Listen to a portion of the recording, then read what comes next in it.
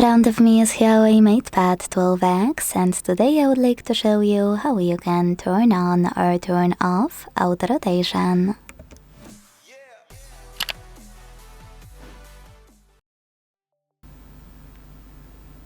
First of all, you need to access Tab menu. To do that, swipe down from the top right corner of your screen, like that. Now look for Lock Orientation shortcut with a padlock. This one. Then click on it.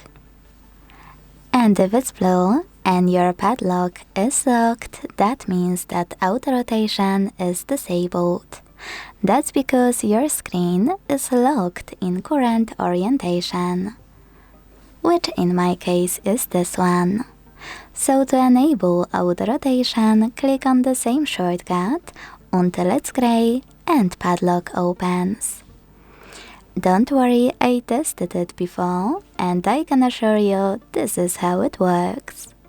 Thanks so much for watching. If you enjoyed this video, leave a like, comment and subscribe. Bye!